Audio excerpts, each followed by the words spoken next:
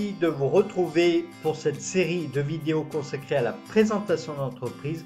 Nous sommes à la troisième vidéo, s'intitule l'organisation de l'entreprise et de ses différents services. Tout d'abord, nous allons voir l'organisation du personnel. L'organisation du personnel avec l'organisation des postes du travail, les effectifs qui peut être pour la totalité de l'entreprise et ensuite par établissement.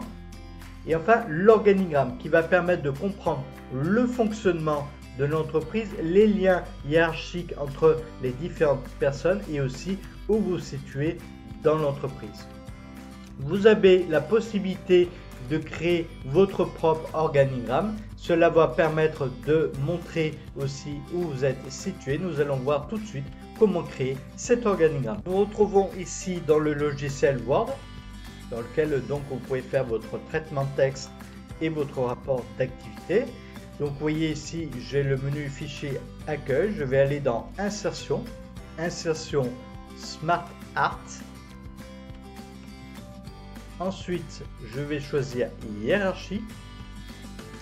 Pour faciliter, je vais prendre la première, organigramme. Donc mon organigramme, je peux modifier les couleurs. Je peux remodifier la mise en forme. Et ensuite, je peux ajouter des personnes à des niveaux. Si je fais ajouter forme, je peux faire basculer d'une place à l'autre. Voilà. Donc ici, j'ai deux flèches A, B, C et promouvoir. Ça permet de monter à un niveau ou d'abaisser. Donc ici, je peux rajouter une forme. Voilà. Oui. À chaque niveau, ça modifie la couleur. Et ici, par exemple, si je veux faire apparaître la personne, donc ici, j'ai inséré une forme. Vous voyez, donc j'ai inséré un carré et je vais mettre en remplissage au carré. En encadré, je vais mettre en contour rouge. Voilà. Et ici, ça va permettre de bien montrer où vous êtes situé. Par exemple, cela peut être intéressant de présenter les personnes qui composent votre service ou votre entreprise si elle est relativement petite. Donc ici que j'ai réalisé un tableau avec le nom des personnes, leur expérience, dans quelle expérience elles ont et aussi le rôle qu'elles ont au niveau de l'entreprise. Ces éléments-là souvent se retrouvent aussi dans les mémoires techniques, donc ça peut être intéressant pour vous aussi de démontrer que vous avez connaissance des personnes d'entreprise et de leurs compétences.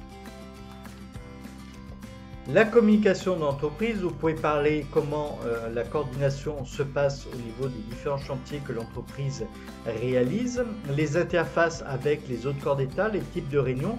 Vous pouvez parler comment on communique au niveau de l'entreprise en interne. Est-ce que c'est avec des réunions, des journaux internes ou peut-être des réseaux sociaux, etc. Enfin, pour terminer, troisièmement, la gestion de l'entreprise. Vous pouvez parler des moyens matériels et outils que l'entreprise dispose, notamment pour la réalisation des chantiers.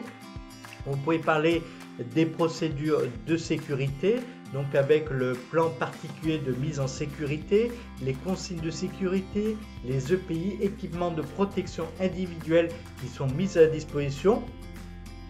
Vous pouvez parler également de la démarche qualité, des procédures de contrôle, des labels que l'entreprise possède et pourquoi elle possède ces labels, à quoi ça lui sert, des formations qu'elle permet à son personnel, des normes ISO, des habilitations.